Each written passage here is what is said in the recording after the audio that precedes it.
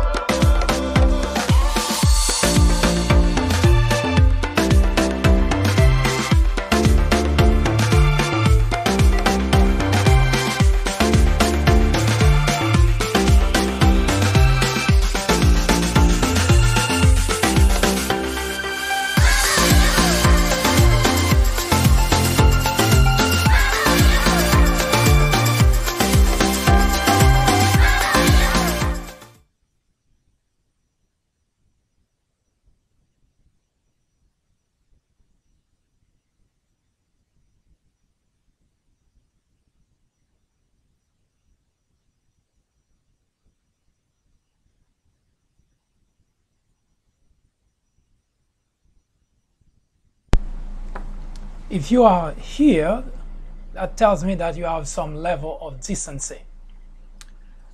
So the program that we have today is a very important program, but before we talked about it, let's take a look at what's been going on in the past couple of days. First, we have the hurricane that's been in the south side of the country, especially we're talking about South Carolina, North Carolina, and Virginia. There were, it started as a category 4, but it eventually downgraded to category 2, which kind of spared most of the people living in that part of the country from the devastation of the hurricane. Especially people in this country were very careful because they know that our current president is not necessarily up to the job.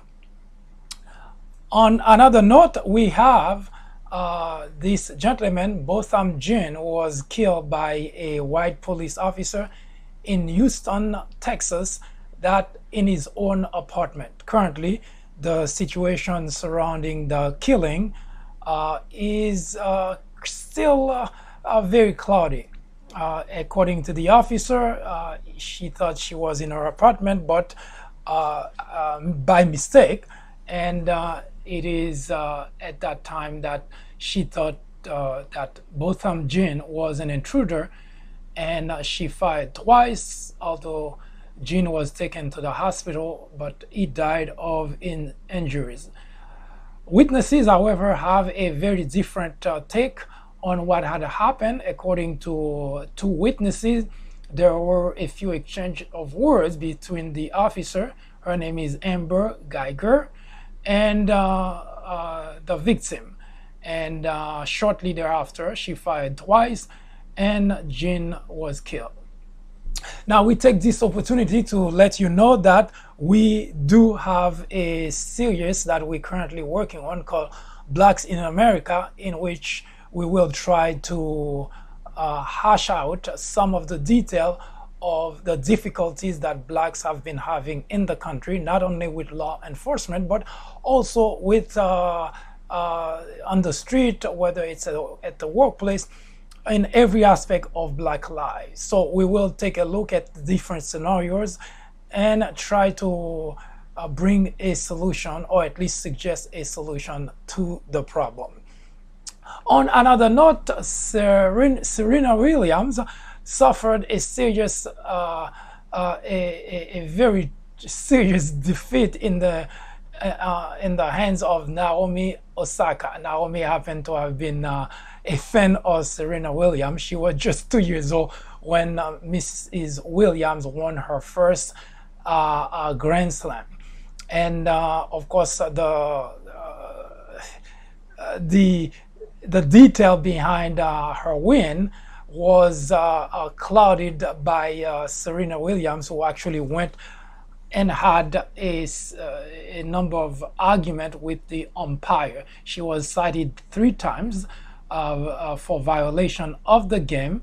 And of course, even following that, there were a number of fallout, especially a newspaper, an artist in the Australian newspaper painted Mrs. Williams as a mad black woman on fire, and that had caused some uproar. But in the end, it looks like Serena Williams didn't take that sitting down. One aspect of her life that nobody had paid attention to is the fact that she had just given birth, and she may still suffer of postpartum depression, although that was never taken into consideration. But there is a great deal of possibility that her reaction on the field may have been due to that particular situation that most women who, after giving birth, usually suffer of postpartum depression. But because of her stature and because of the fact that she channeled most of her anger, most of her action playing the game, then that may have never come up. But it is very, very possible that her reaction to the loss may have been due mostly to postpartum depression. As you know that on September 5th, there was an op-ed that was published on the New York Times under an anonymous,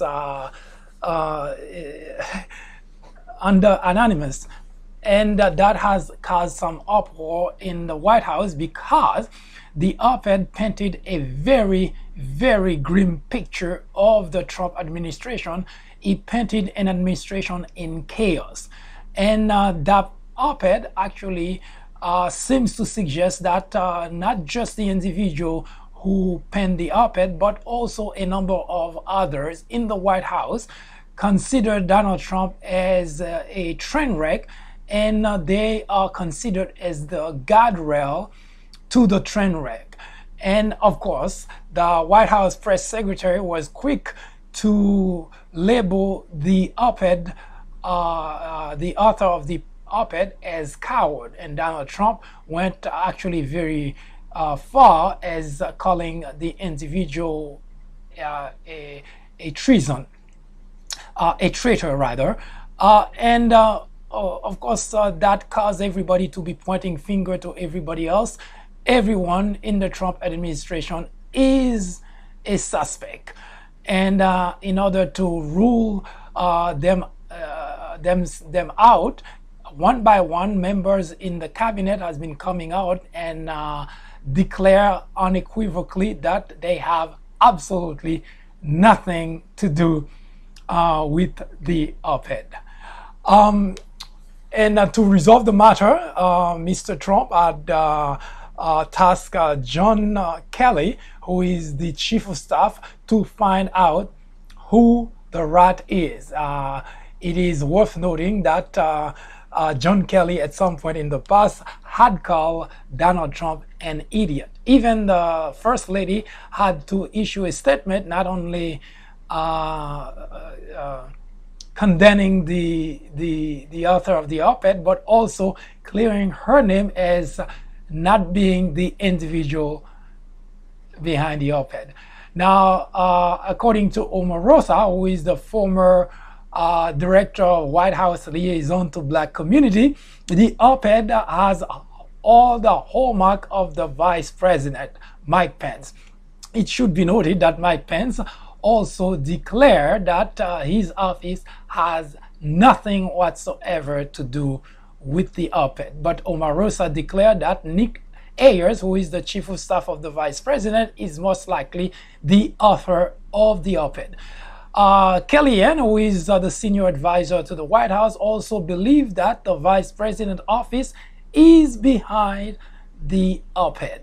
So needless to say, that has caused some great concern to the White House. And at the same time that this evolution of things, 2 weeks prior, Omarosa published a book under the title of Unhinged, which painted a very grim picture of the Trump administration. Right at the heel of that, it seems that Trump administration could not get a break, and a book published by Bob Woodward, a very famous individual who is very trusted, Fear, and painted a situation in the White House where he seems to suggest that the White House is not just in disarray, but Trump himself is a cause of national security for the country. So there is really absolutely no break for Trump. It must be noted that also a couple of weeks ago that Paul Manafort was found guilty at a court in Virginia, and this week they were supposed to start the process of jury selection, and a bombshell was dropped unexpectedly.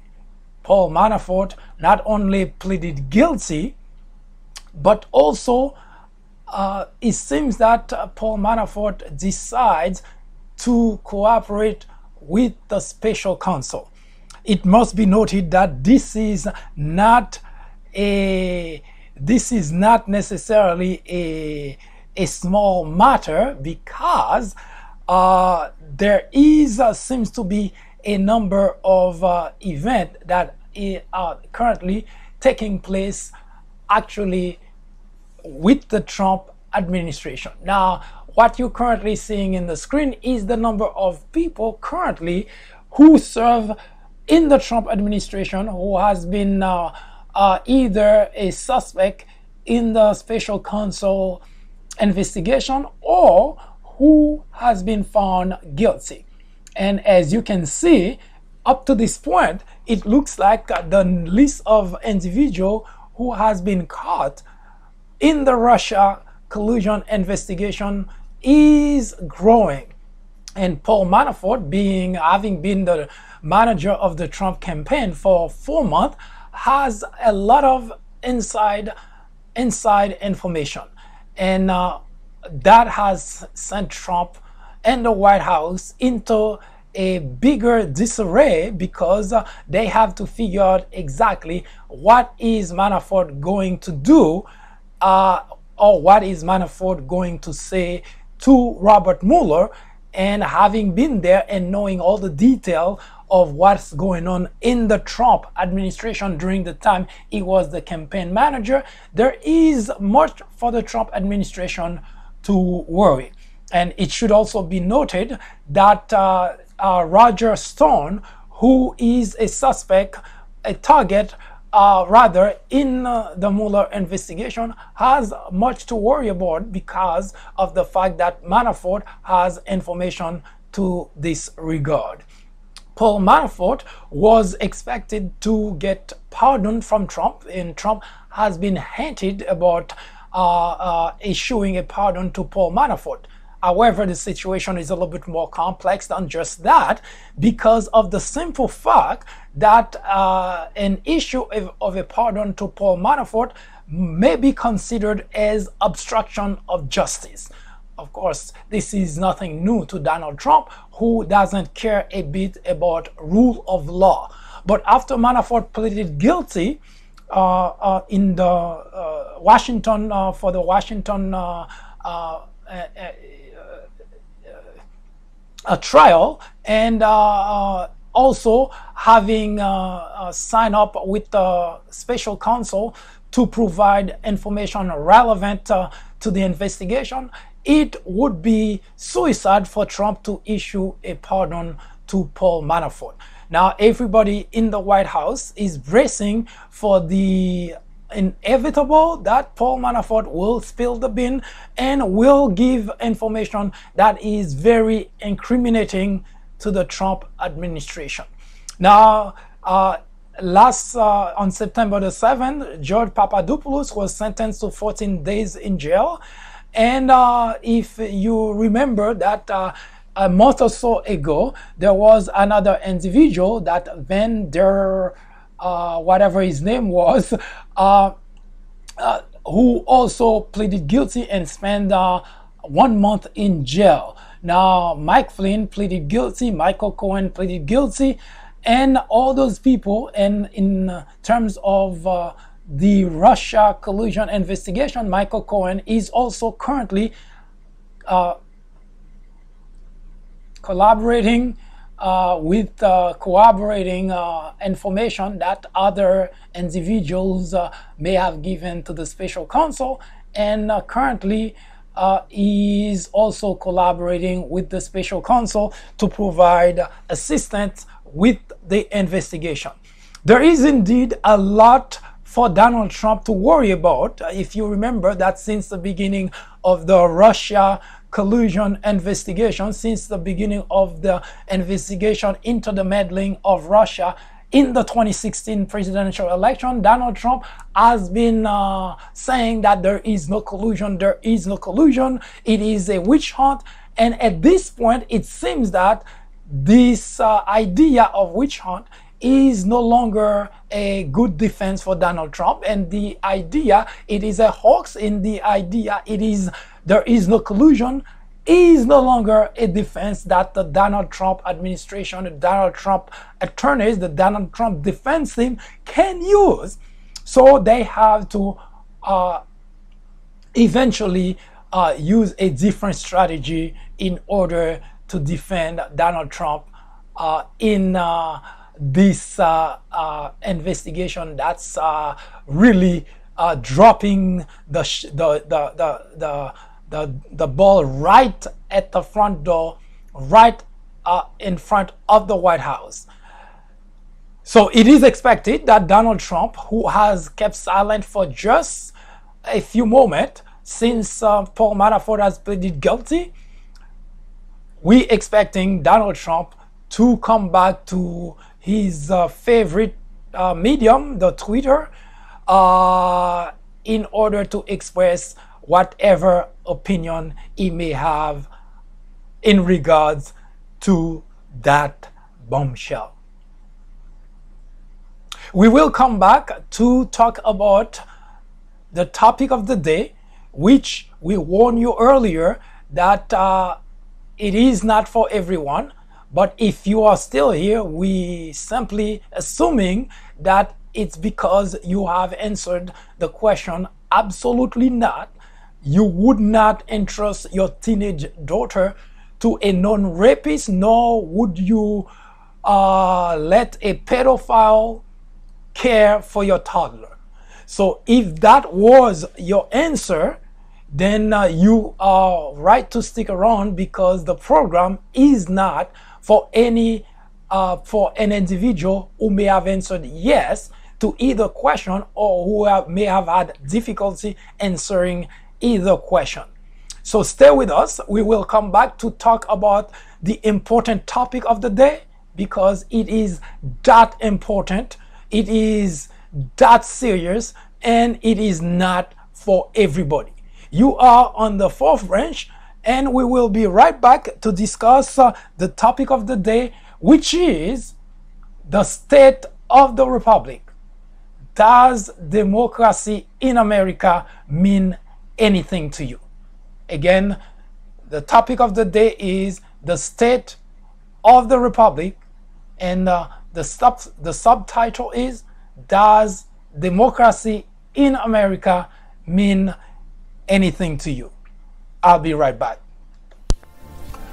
In 1996, a small network by the name of Fox News was launched with just 17 million viewers.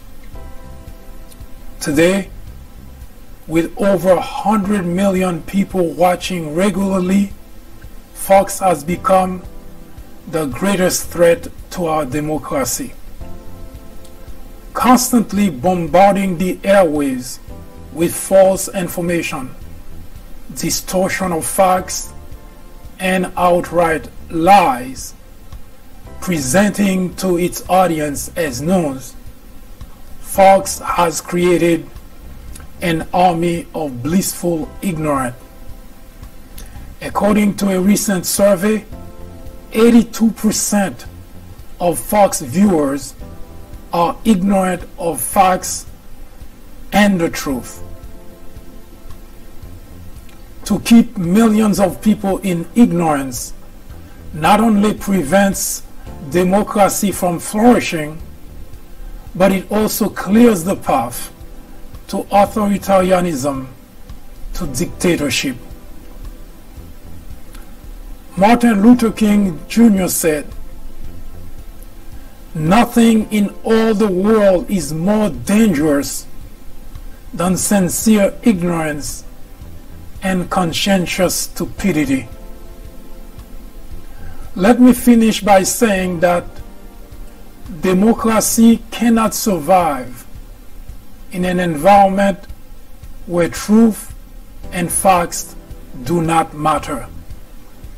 At Fox, truth and facts do not matter. Indeed, democracy in America is in jeopardy. It is a crisis the country can no longer ignore.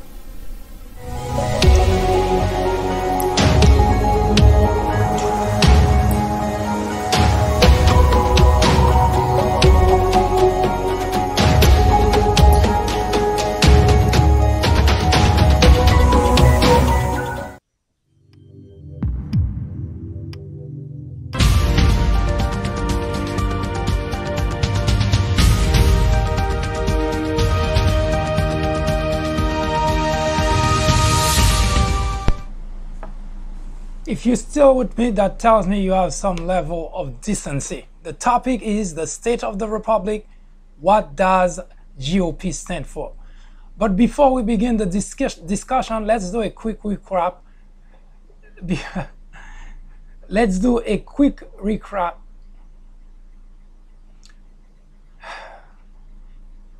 Do you value the freedom you have? Is it important to you? Are you concerned you might lose that freedom? If you were born right here in the United States and have never lived anywhere else, even if you weren't born here but came with your parents when you were very young, less than 10 years of age, your understanding of freedom, liberty is cloudy. You would have a general understanding of the concept. The reason is simple. It is one of the concepts in life you cannot just read about. You were born into it. It's like trying to understand someone explaining to you about what hunger is like. especially if you never had to experience it. You were born in a family into which you get 3 meals a day and snacks in between. How can you possibly understand hunger? If someone suggests you might experience it someday, you'd laugh at that person's face. Not only are your parents wealthy, you are on your way to your own financial independence. So the idea you might experience hunger because you would not be able to get food is on its face laughable. No pun intended here. That is pretty much how most individuals feel about freedom of speech, freedom of expression, freedom to move about in the United States. There is no way in the world such freedom would be taken away.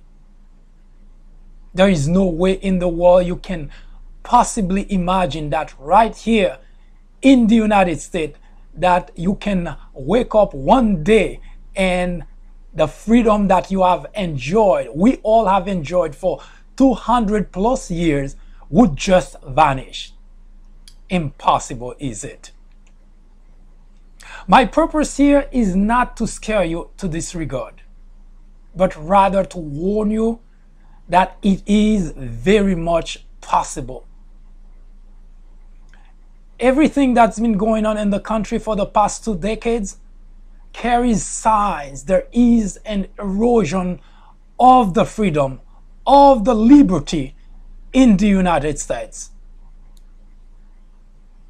Have it not been for watchdogs such as the ACLU, for instance, it would have been much, much worse. There are 2 very important reasons you should be very concerned. Number 1, it is more than possible that can happen right here in the United States of America. And second reason that you should be concerned, it is hell to live in a system of government without freedom. Let's discuss the first one. The possibility we American citizens can lose the freedom we've all enjoyed today. Just a few days ago, September 1st, 2018, we as a nation gathered to remember those who died on the worst tragedy which occurred right here in the United States 17 years ago. More than 3,000 people in New York, Pennsylvania, and Washington were killed by terrorism. All 3 terrorist acts were carried out with the use of commercial jetliners, one of which was slammed against the Twin Tower in Manhattan, the other 2 crashed against the Pentagon building and in a field in Pennsylvania, killing everyone on board. Just a few days before that tragedy, we were all going about our business.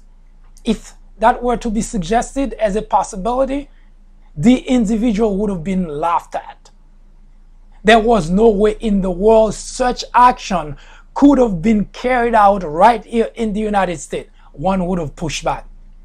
And yet, it happened. It did happen that the country that nobody believed something as tragic as 9/11 happened. The aftermath, the physical aftermath, was the least the nation has to suffer. How could that possibly be? How could it be considered the least? Well, it's because 17 years later, everyone across the globe is still impacted by that one tragedy. For instance, the security at the airport is annoying, inconvenient, and at times even humiliating. What one must now go through to fly from one state to the other, from one country to the other, is preposterous. courtesy of the terrorist action on 9/11/2001.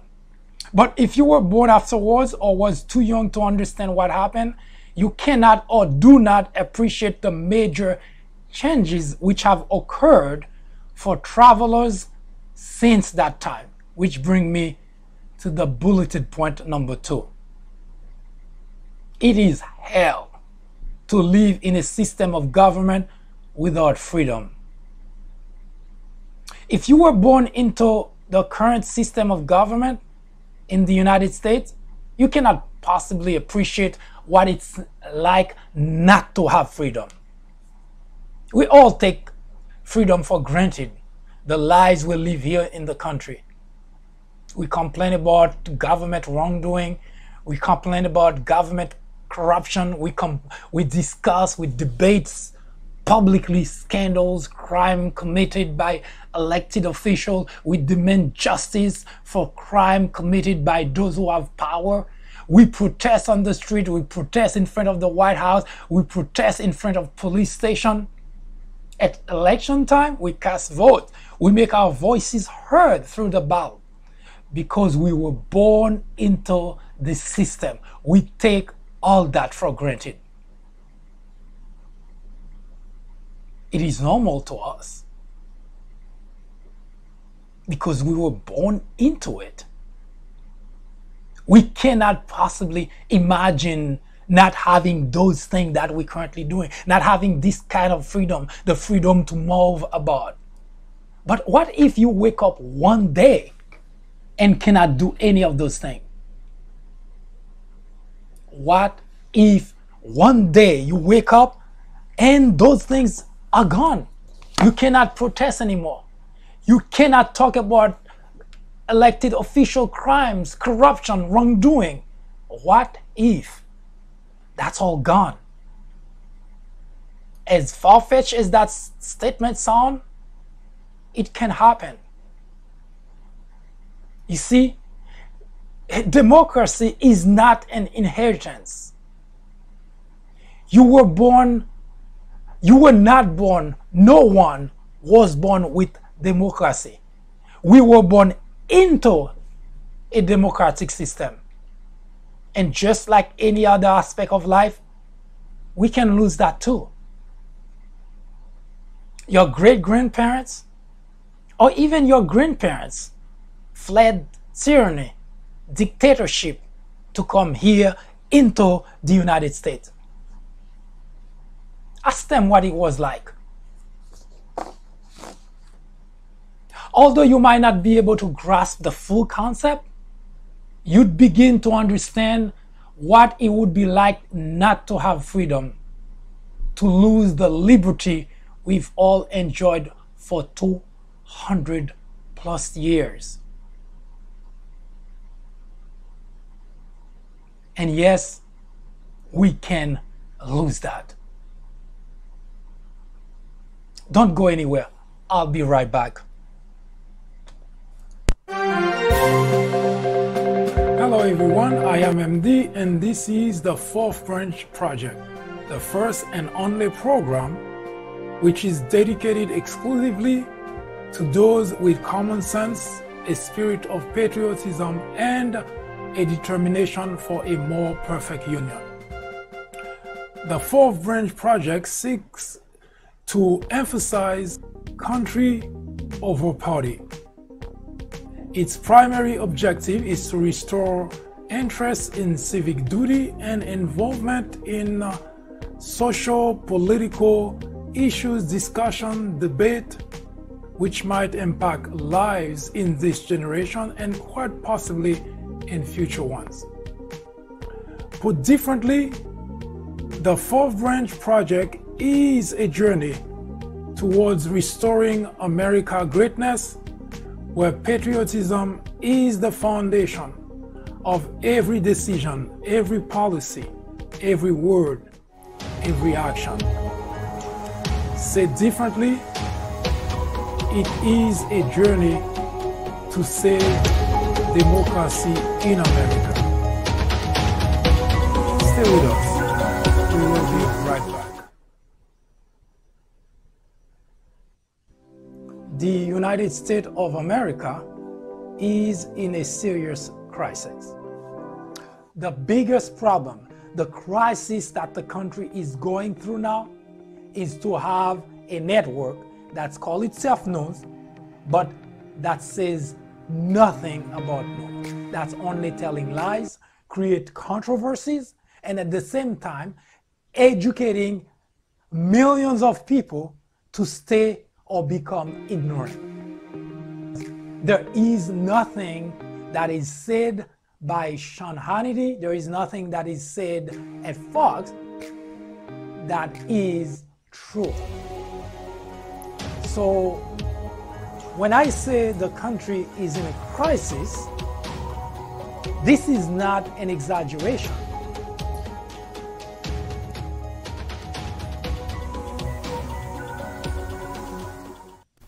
Don't go anywhere. The Fourth Branch program will return in just a moment. In 1996, a small network by the name of Fox News was launched with just 17 million viewers. Today, with over 100 million people watching regularly, Fox has become the greatest threat to our democracy, constantly bombarding the airwaves with false information, distortion of facts, and outright lies, presenting to its audience as news. Fox has created an army of blissful ignorance. According to a recent survey, 82% of Fox viewers are ignorant of facts and the truth. To keep millions of people in ignorance not only prevents democracy from flourishing, but it also clears the path to authoritarianism, to dictatorship. Martin Luther King Jr. said, "Nothing in all the world is more dangerous than sincere ignorance and conscientious stupidity." Let me finish by saying that democracy cannot survive in an environment where truth and facts do not matter. At Fox, truth and facts do not matter. Indeed, democracy in America is in jeopardy. It is a crisis the country can no longer ignore.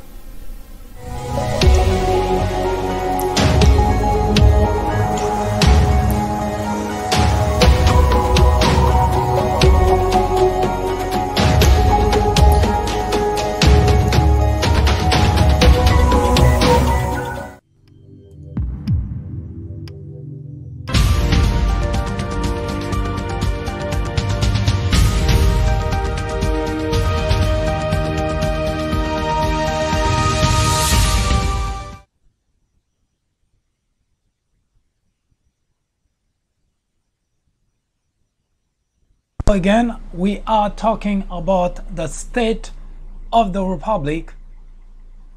Does democracy mean anything to you? In 1933, Germany, which was a democratic system just like the United States, with a parliamentary system just like the United States, it had the Reichstag and the Reichsrat, which were the equivalent to Congress and the Senate, respectively. It had a president which was elected just like the United States. It had a chancellor, equivalent to some degree to the Secretary of State in the United States, but with more responsibilities and power than the Secretary of State. When Adolf Hitler was appointed Chancellor of Germany on January 30th, 1933, he used the letter of the Constitution of the Weimar Republic, which is what Germany was called then, to accumulate power. Contrary to popular belief, Adolf Hitler didn't start as a dictator. In fact, history reports he shut down the idea of a coup when advised to do so by members of the Nazi Party.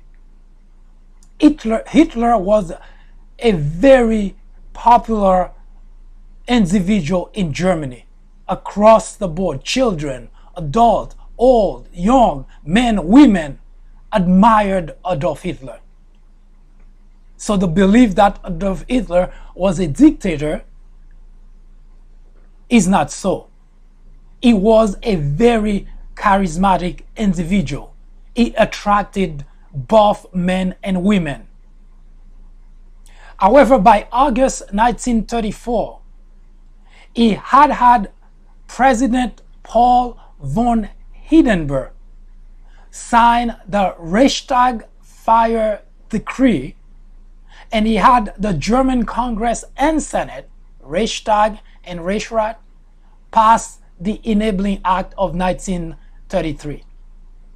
Those two pieces of information you can find it in the documentary that is posted on the People Branch YouTube channel. It has at least 6 or 7 videos, which I addressed quite a few weeks ago. Those two documents, the Reichstag Fire Decree and the Enabling Act of 1933, those two documents gave Adolf Hitler plenary power in Germany. Although it was supposed to be temporary, a period of 4 years, renewable by the parliament. But who would dare not to renew it?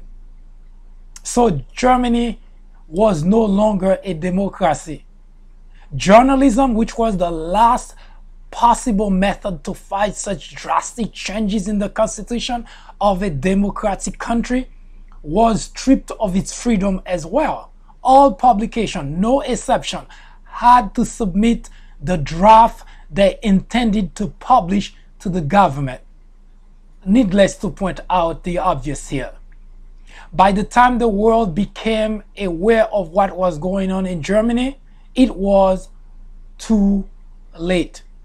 World War II ensued. So how can something so drastic, so outrageous happen in the United States? There is no way, no how. Our Constitution would never allow that. Recall that it was not something in the Constitution of the Weimar Republic. Both the decree and the act were passed as a temporary measure. Both houses went along with it. And Adolf Hitler was very popular. Remember that? Now look around you. Look what's happening in the country today. Listen to what Trump supporters are saying. Pay close attention. Dictatorship doesn't happen with one swoop. According to a July 7, 2018 article in the Daily Beast, 43%, this is not a small number, 43% of Republicans want to give Donald Trump the power to shut down the media. Think about the chilling effect of having the President of the United States taking control of the media. 43% of Trump supporters would approve for Donald Trump to take control of the media. What that means is anyone, any publication that is critical of Donald Trump, he would have the power to shut down that network. This is exactly what Adolf Hitler did in Germany. So this is not something to laugh about. This is not something to joke about. This is not small. And when you have 43% supporting the idea, this is very chilling. It is not just scary. It is widely idiotic by such a large group of people who throw a tantrum when they call them stupid, and yet they're stupid enough to think it's okay to have the government with such power. But here's the scarier part. Both Congress and the Senate are going along with everything Trump is doing. They're defending him aggressively. And that's exactly what happened in Germany under Adolf Hitler. So, it is not far-fetched, folks. It is not far-fetched to say we can lose the freedom we have enjoyed for so long. And it is hell to live in such an environment.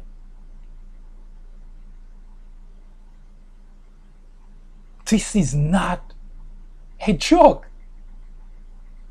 It is very, very, extremely scary to think that 43% of the population, 43%, it's not a small group. It is estimated that at least there are close to 72 million people who are Republican.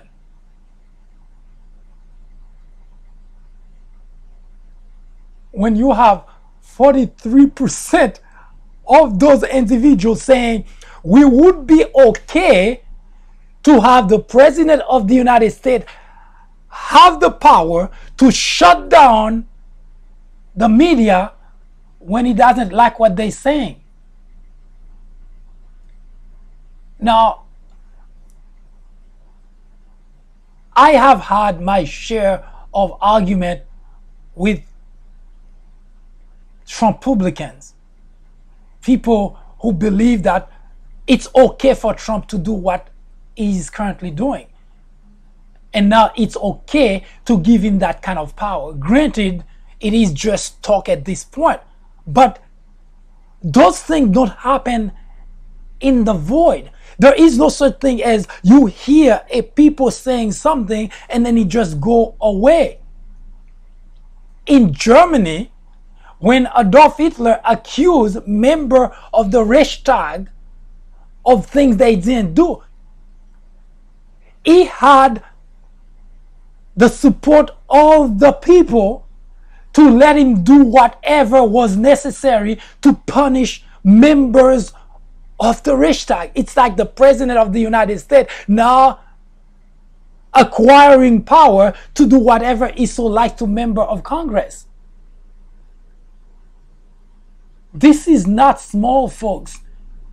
When I say this is not suitable for every audience, and I mean that because unless you have the logical brain to absorb, to grasp what those kind of things, what those type of decision that people in the country, in the United States of America, the kind of decision that they're making, the kind of thing that they're saying, and yet they can sit and argue that they are smart.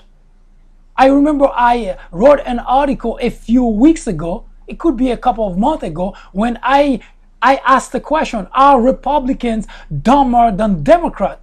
I don't have to tell you how much pushback and how many people call me really nasty name and telling me that I'm not any smarter than they are. But I can tell you one thing, I am smart enough not to even think, not to even fathom the idea that whoever is in the White House, Democrat or Republican, that I would think it's okay to hand that individual the power to be able to shut down the media. I would not be that stupid. So yes, you may be that smart. And I have had conversation with people who say, I have a PhD. Well, I don't have a PhD, but if someone can justify with a PhD to support the idea of a president in a democratic system such as the United States of America, to give that president the power to shut down the media, which means literally saying that let's take the First Amendment right and shove it, and for you to make the argument that you are smart. I think that PhD is worth absolutely nothing. That was a waste of time. That was a waste of money, because how smart can such an individual be to take the very thing that attracts the world over to come to the United States? This is the freedom of speech, the freedom that they look on television. They see that we have the freedom to go out there to criticize the government, to criticize elected officials, to hold the government accountable, to be able to go to the press and say, I don't like what the president is doing. I don't like what the president is saying. I think the president is a moron. That's the kind of freedom that we have today. And for someone who is that smart with a PhD and saying that it is okay to give to the president of the United States the power to shut down a media that's critical to him, then that kind of smart is a waste of money. Yes, it is true that Republicans are indeed dumber than Democrats, because I can guarantee you that Donald Trump would have never been a nominee in the Democrat Party. That's why he chose to be a Republican. Because if you look at Donald Trump's life, he is by no stretch of any imagination, he never lived the life of a Republican. But he knew there is no way in the world he could have succeeded as a candidate in the Democrat Party. So he chose to be in the Republican Party. Now we have tangible proof that 43% of the people in the Republican Party are smart enough in their head to think it is okay now to hand the First Amendment right to the whims of an individual in the Oval Office. How smart can anyone be to think that you that smart and you take the very thing that makes the United States, that freedom of speech that we have?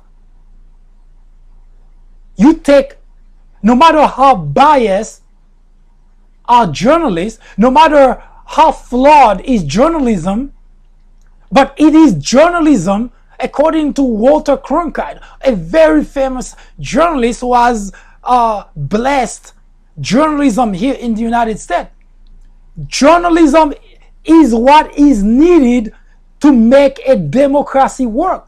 Walter Cronkite said that, and it is indeed true. Without journalism, there is no accountability. When you have your senator, your congressman, your mayor, your governor do something to you, who do you go to complain? Who can put pressure on them? Who can bring it to the surface to let public know that an elected official is doing something wrong? An elected official is corrupt? Who do you go to? If the government now has the power to censor the media, and that's what exactly was happening under Adolf Hitler in Germany. Before anything goes out in print, the German cabinet had to give it the green light. And now if you think you're going to write anything critical about the government, then that is not going to see the light of day. And now we have right here in the United States of America, in 21st century, year 2018, 43% of the Republican constituent would find it okay to hand the president of the United States the power to shut down the media. Anybody that's critical of the president could go, any media, network, newspaper, radio, who is critical of the president of the United States, the president can easily shut that network down. I'm not sure how smart that's spelled, but this is not smart. By any definition, it is not smart. And if you have a bachelor degree and you are in those 43% saying that it would be okay just because you happen to disagree with what's being said, just because you don't like what's being said about Donald Trump. And mind you, what's being said is not fabricated. They're being reported things that are happening in the Trump administration. That's something that someone just cooked up. It's facts that are being reported, but because it's not flattering, then you would be okay for the president of the United States to have the power to shut that media down. I'm telling you, the money that you spent to get that PhD, you need that money back because you didn't get anything in school. You didn't get anything at all. And I know critical thinking is one of the important topic that discussed in college. Oh, I happen to have been in college too.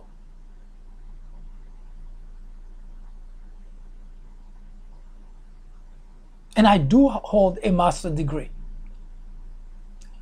I don't know if I will get a PhD, but if people who hold a PhD in the Republican Party can come to that kind of conclusion, I don't know if it's worth going for a PhD, because it sounds like a waste of money and a waste of time.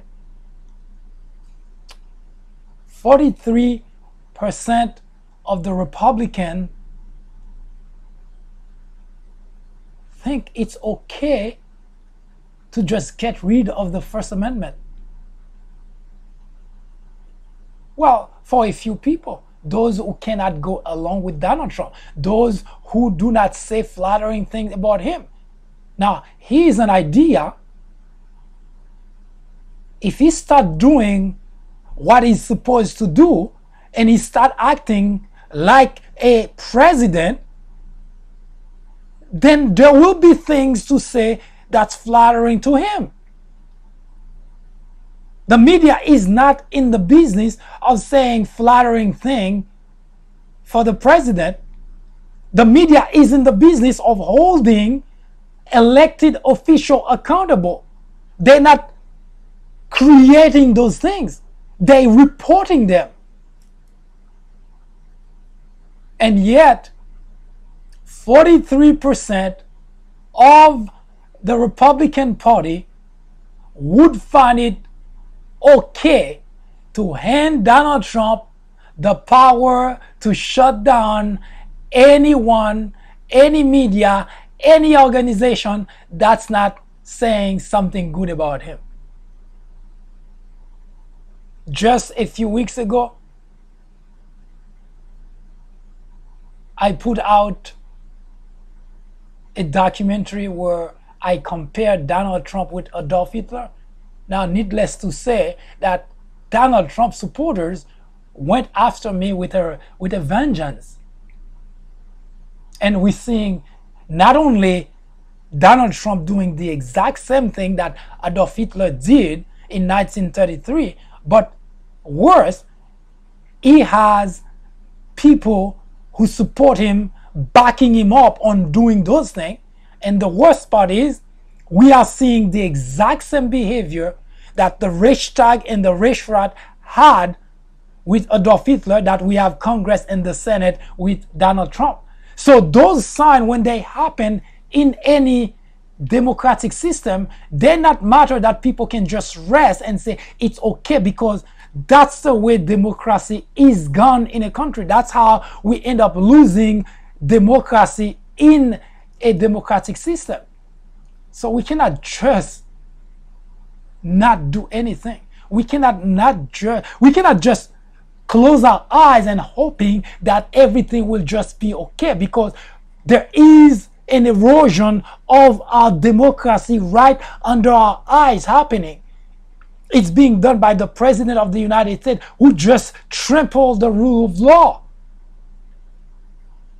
And he has the support of the people who just think it's okay for the President of the United States to trample the rules of law.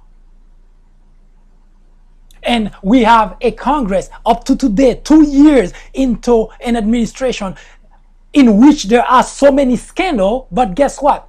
Not a single congressional investigation into any of the matter. Exactly the same behavior the Reichstag and the Reichsrat had under Adolf Hitler, Congress and the Senate have under Donald Trump.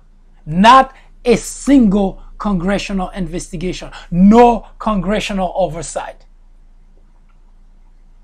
So history is repeating itself.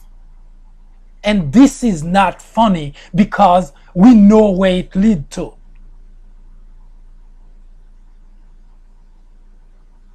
So when I hear anyone even whispering something like that, let alone out loud saying it would be okay for Donald Trump to take control of the media,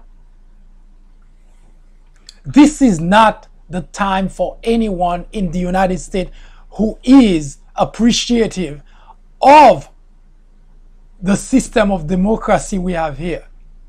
This is not a time to rest, because it was too late in Germany.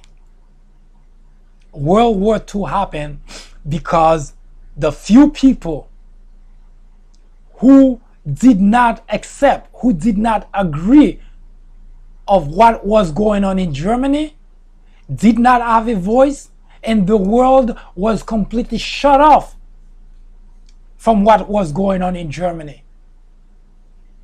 We still have the freedom of the media here.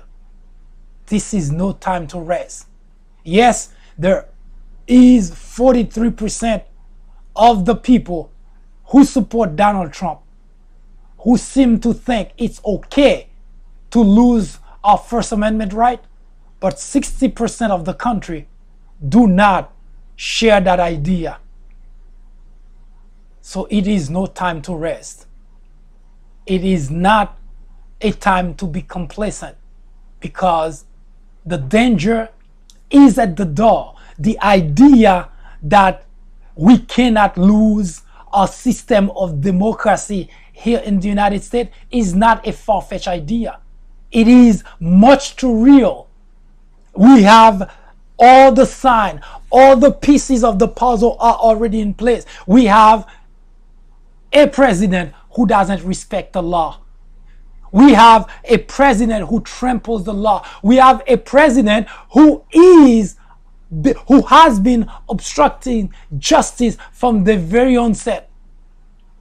He has the support of the people who don't seem to mind that the president undermines the system of democracy we have here.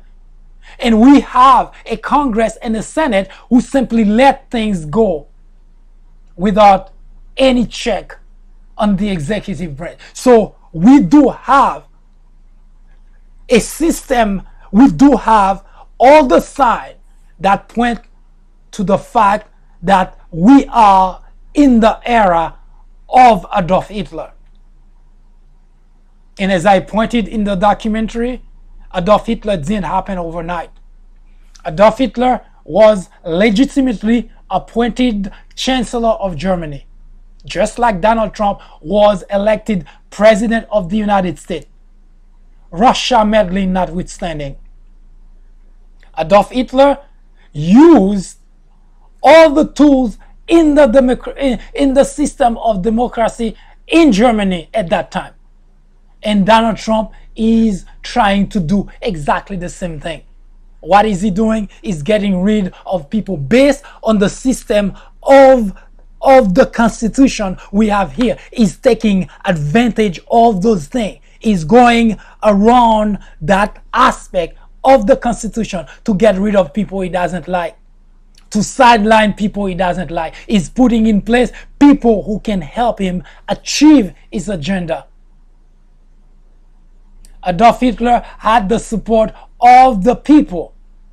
Donald Trump has the unwavering support of the people who think it's okay for him to do those kind of things. Adolf Hitler had the Reichstag and the Reichsrat pass the Enabling Act of 1933. By the way, the Enabling Act of 1933 gave Adolf Hitler, for a period of 4 years, plenary power in Germany. What that means is nobody could question his government, what he was doing. A citizen could be arrested for a reason or no reason. Jail for a reason or no reason. Could be accused of anything without the government having to give any reason for, without anybody being able to question the government. Adolf Hitler censored the media. Everything the media had to print, had to put out, had to be given the green light by the government. 43% of Donald Trump supporters think it's okay for that to be the case here in the United States. You see where we're going? By 1934, August of 1934, 18 months later, Adolf Hitler had plenty of power. He asked to be called the Führer, which means Supreme Commander. He reports to no one. No one questioned what he was doing. We in the United States are not there, but the signs are there, and we cannot afford to let those things go beyond those boundaries, because it spells real trouble for the United States, and it spells real trouble for the world. This is no joke. I'll be right back. In 1996, a small network by the name of Fox News was launched with just 17 million viewers. Today, with over 100 million people watching regularly, Fox has become the greatest threat to our democracy, constantly bombarding the airwaves with false information, distortion of facts, and outright lies, presenting to its audience as news. Fox has created an army of blissful ignorance. According to a recent survey, 82% of Fox viewers are ignorant of facts and the truth. To keep millions of people in ignorance not only prevents democracy from flourishing, but it also clears the path to authoritarianism, to dictatorship. Martin Luther King Jr. said, "Nothing in all the world is more dangerous than sincere ignorance and conscientious stupidity." Let me finish by saying that democracy cannot survive in an environment where truth and facts do not matter. At Fox, truth and facts do not matter. Indeed, democracy in America is in jeopardy. It is a crisis the country can no longer ignore.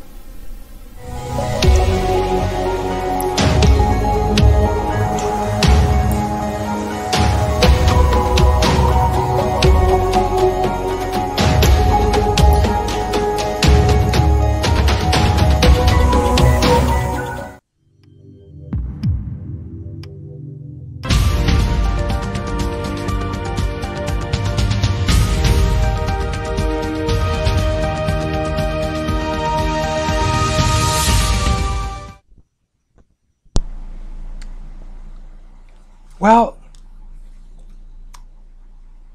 we know that the situation is grim, but we cannot not do anything.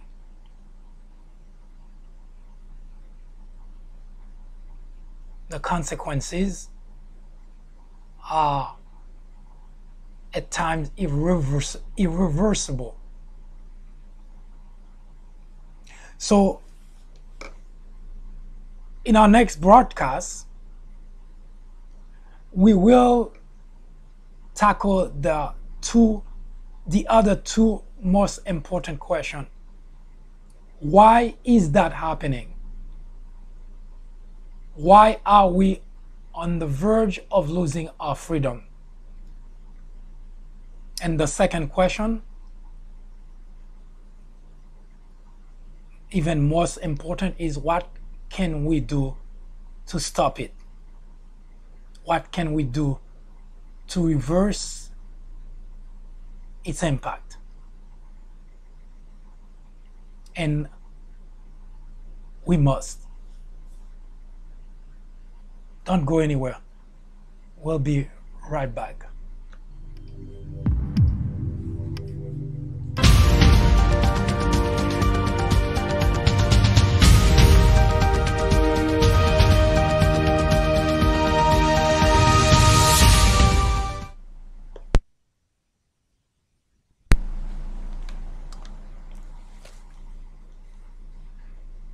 The Republican constituents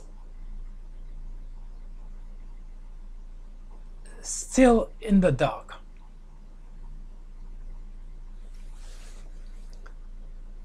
Most Republicans, especially those who still support Donald Trump, live very largely in the dark. And that is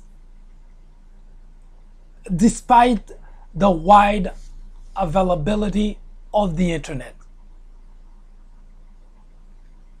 The cause of the problem is not lack of information, but rather an inclination to seek for sources of information which support their preset views, however false and misleading. As such, Trumpublicans are more inclined to reject any information which does not support their views, does not please them, or is simply critical of Donald Trump. They do not have to look far.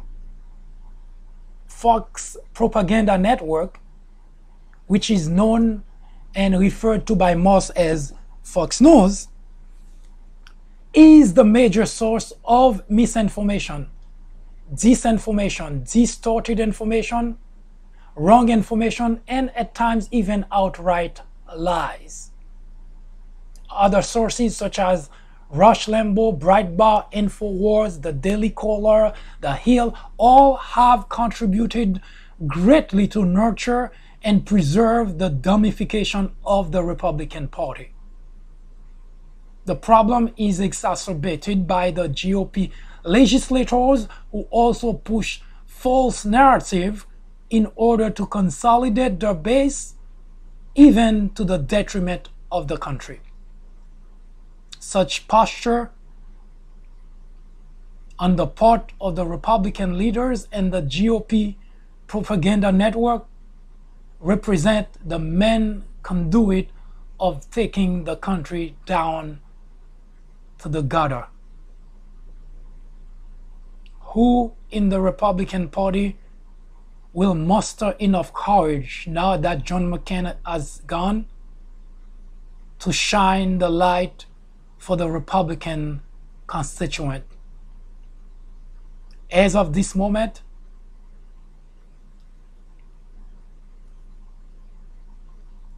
the Republican Party still live in the dark. I'll be right back. Ignorance, they say, is the biggest threat to any democracy. Indeed, it is. Plato, a Greek philosopher born in 427 BC, said that ignorance is the root and stem of all evil.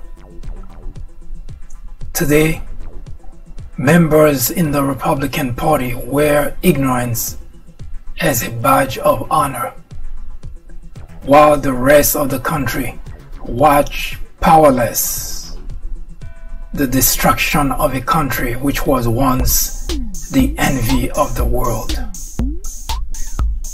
The media is the enemy of the country, said Donald Trump. The Democrat legislators are obstructionists for not going along with everything the president wants.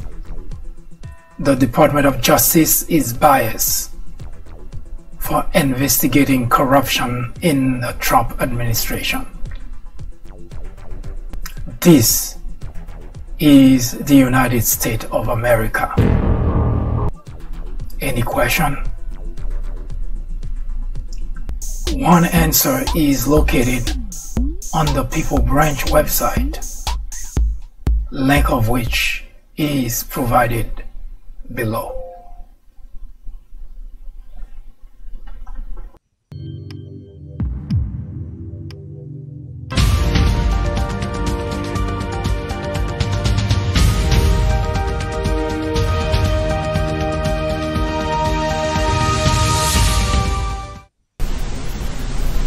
Donald Trump is wrong to call the media the enemy of the country. Adolf Hitler did exactly the same thing in 1933. Journalists are not in the business of fairness. Our business, our only business, is to be objective. It is our duty to hold Trump and every administration accountable. Today, it is urgent, it is necessary, it is critical. Our very freedom depends on it. Ignorance, they say, is the biggest threat to it. What would you do to preserve the system of democracy we have here? What would you do? What can you do?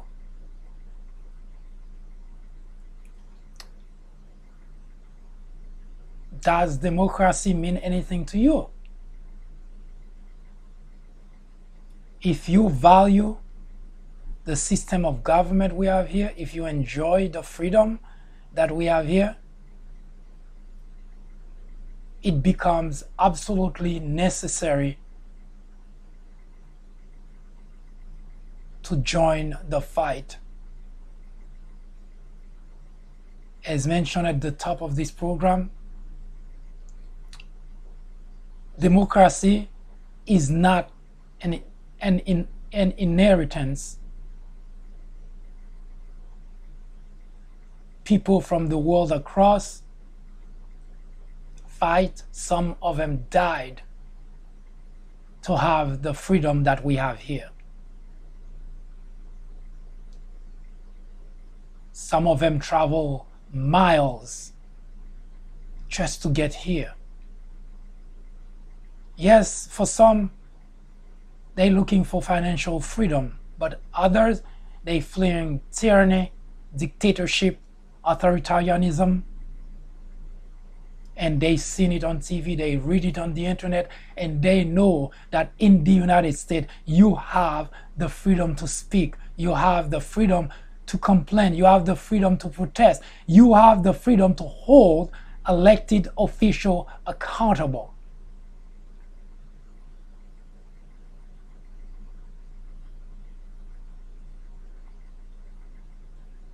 No one in his or her right mind would want to give that away. And yet, that's exactly what 43% of Republicans say they would want to do.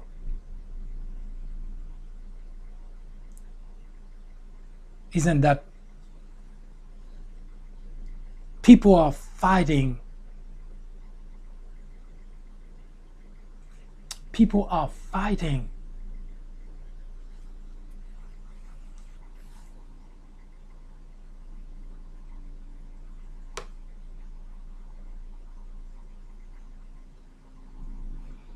to get that piece of freedom, to feel they're human being, they can talk, they can complain, they can protest.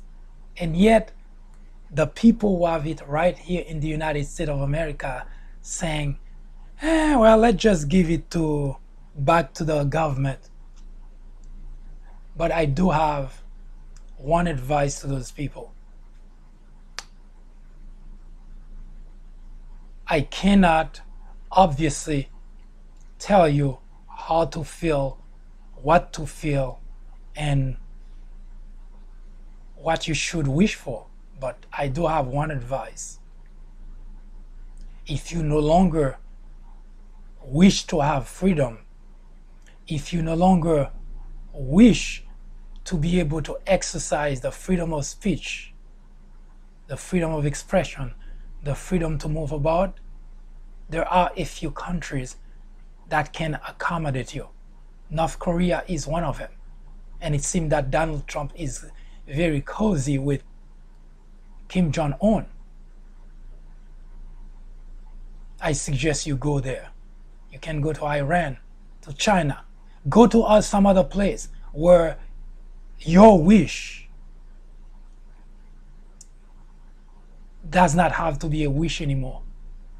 But for the rest of us who enjoy the freedom of speech, for the rest of us who enjoy the freedom to protest, the ability to hold government officials accountable, to be able to push back against corruption, we like the way it is here.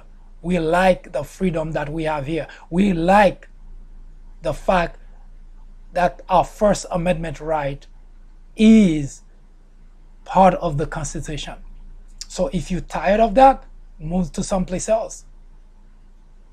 But do not try to infringe your stupid, idiotic idea into the rest of us. Thank you for watching. I hope to see you next time when we debate the other two most important questions. How did that happen? How could that have happened? And second, how do we stop it? How do we reverse what's currently going on? Have a good afternoon.